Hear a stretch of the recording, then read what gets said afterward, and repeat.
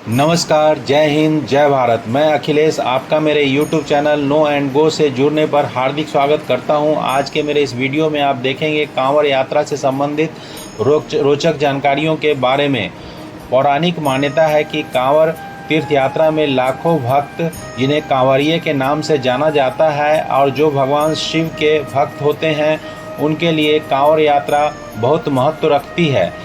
इस यात्रा में ज़्यादातर लोग भगवा वस्त्र धारण कर हर साल लाखों की संख्या में सावन के महीने में बोल बम का नारा लगाते हुए गंगा नदी पहुंचते हैं, या फिर अपने नज़दीक के जो पवित्र नदी हैं वहां से, या फिर शिप्रा और गोदावरी नदी से जल लेकर जहां का हम माने होते हैं मंदिर, वहां या तो पास के या दूर के मंदिर में भगवान शिव को जल चढ़ाते हैं। सालों साल से ये कांवड़ यात्रा होती चली आ रही है। देश के बहुत से राज्यों में, जिससे हर साल कांवड़ यात्रा करने वालों में कुछ ज़्यादा ही उत्साह होता है। जहाँ जहाँ से ये कांवड़ यात्रा निकलती है, बोल बम का नारा लगाते हुए निकलती है और मंदिरों में बम बम भोले के जयकारे गूंजते सुनाई देते हैं। कांवड़ यात्रा का असल उद्देश्य है जो भगवान शिव को प्रसन्न करना, जिससे कि भगवान की कृपा से जीवन में सुख और शांति बनी रहे।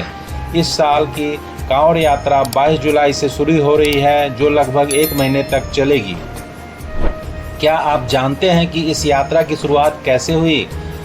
किस व्यक्ति ने पहली यात्रा निकाली और क्या है इसके पीछे की कहानी?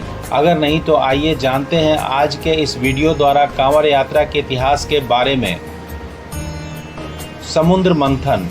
एक कहावत के अनुसार पुराणों के मुताबिक माना जाता है कि कांवड़ यात्रा की शुरुआत समुद्र मंथन की पौराणिक कथा से हुई है, जहां भगवान शिव ने सृष्टि को बचाने के लिए विष पी लिया और उसे गले में जमा कर लिया था। तब विष के प्रभाव को कम करने के लिए शिव भक्त रावण ने भगवान शिव के गले की जलन को कम करने के लिए उनका गंगाजल से अभिषेक किया था। ऐसी मान्यता है कि उसके बाद से ही कांवड़ यात्रा शुरू हुई थी। एक और कहानी के अनुसार भगवान परशुराम ने की थी कांवड़ यात्रा की शुरुआत। पौराणिक कथा के अनुसार कांवड़ यात्रा की शुरुआत वे गढ़मुक्तेश्वर धाम से गंगाजल लेकर निकले थे और सीधे उत्तर प्रदेश के पूरा महादेव पहुंचकर भगवान शिव का अभिषेक किया था। ऐसा कहा जाता है कि इसी परंपरा को निभाने के लिए सावन के महीने में शिव भक्त कांवड़ यात्रा निकालकर भगवान शिव का अभिषेक करते हैं। एक और कहावत के अनुसार भगवान श्री राम ने की थी कांवड़ यात्रा की शुरुआत।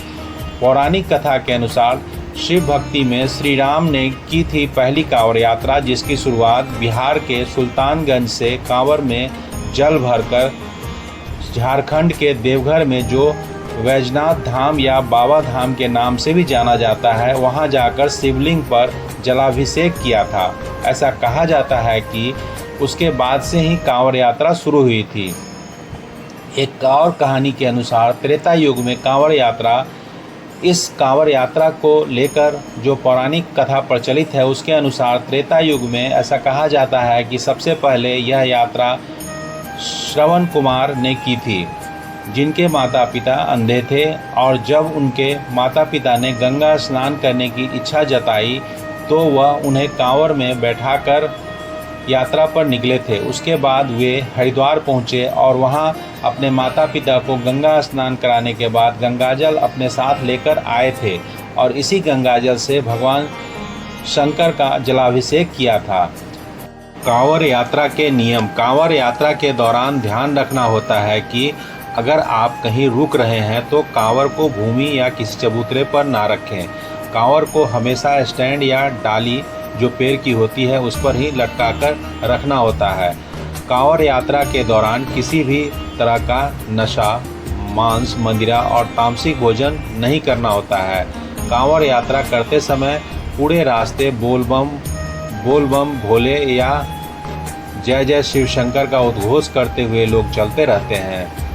ज़्यादातर कांवड़ यात्री पुरुष होते हैं, कुछ महिलाएं भी यात्रा में भाग लेती हैं। ज़्यादातर लोग पैदल ही कांवड़ यात्रा करते हैं, कुछ साइकिल से, मोटरसाइकिल से, स्कूटर से, मिनी ट्रक या जीप से भी यात्रा कर रहे होते हैं। कई समाजसेवी संगठन सेवा भाव से लंगर लगाकर कांवरियों की मदद कर रहे होते हैं। जगह जगह पर रास्ते में जहां रुकने के लिए टेंट, भोजन, चिकित्सा, कांवर को लटकाने के लिए स्टैंड आदि की व्यवस्था कर रखे होते हैं लोग बाग सेवा भाव से। कांवर यात्रा हर साल सावन में आयोजित होती है। यह महीना हिंदू धर्म में विशेष महत्व रखता है। इस महीने भक्तों द्वारा की जाने वाली यह कांवर यात्रा एक धार्मिक अनुष्ठान की तरह होती है जो श्रद्धा, भक्ति और तप का प्रतीक होती है। आइए अब जानते हैं कांवर यात्रा कितने प्रकार की होती है। सामान्य कांवर यात्रा। अधिकतर लोग सामान्य कांवर यात्रा में जहां चाहे वहां आराम कर सकते हैं, इसलिए ज़्यादातर लोग यही करते हैं। ऐसे कांवरियों के लिए सामाजिक लोग कांवर वाले मार्ग पर पंडाल लगाते हैं, जिनमें भोजन और विश्राम करने के बाद दोबारा कांवरिये अपनी यात्रा शुरू करते हैं।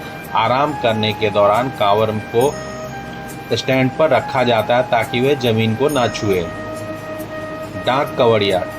ये ज़्यादातर दिल्ली, हरियाणा, उत्तर प्रदेश आदि एरिया में होते हैं। ये कांवरिया 24 घंटे में या अपनी यात्रा पूरी करते हैं। इस यात्रा में कांवर लाने का संकल्प लेकर 10 से 12 या उससे अधिक लोग का समूह वाहन में सवार होकर गंगा तट पर जाते हैं।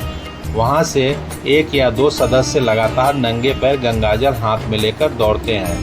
एक के थक जाने के बाद दूसरा दौड़ लगाता है, इसलिए डाक कांवर को सबसे मुश्किल माना जाता है। उसी प्रकार दूसरा डाक कांवरिये जो होते हैं, जो बिहार, झारखंड आदि राज्यों में होते हैं, वे कांवर यात्रा के दौरान बिना रुके लगातार चलते रहते हैं। जहां से गंगाजल भरा हो और जहां जलाभिषेक करना हो वहां तक उनको लगातार चलते रहना होता है। मंदिरों में डाक कांवरियों को लेकर अलग से इंतजाम किया जाता है ताकि जब कोई डाक कांवरिया आए तब वह बिना रुके शिवलिंग तक पहुंच सके। झांकी कांवर। ये भी दिल्ली, हरियाणा, उत्तर प्रदेश आदि एरिया में ज़्यादातर देखने को मिलता है। कुछ शिव भक्त झांकी लगाकर कांवर यात्रा करते हैं। ऐसे कांवरिये काफ़ी वजन वाले कांवर लेकर चलते हैं। इन झांकियों में शिवलिंग बनाने के साथ साथ इसे लाइटों और फूलों से छोटे ट्रक को सजाया जाता है, जिसमें बच्चों को शिव बनाकर झांकी तैयार की जाती है और गाजे बाजे के साथ ये झांकी चलती रहती है रास्ते में, जो काफ़ी अच्छा लगता है देखने में। दंडवत कांवर यात्रा। इस यात्रा में कांवरिये अपनी मनोकामना पूरा करने के लिए दंडवत कांवर लेकर चलते हैं। ये कुछ पास के एरिया से मन्नत होता है उनका, और इस दौरान शिव भक्त दंडवत ही शिवालय तक पहुंचते हैं और गंगा जल लेकर शिवलिंग पर चढ़ाते हैं।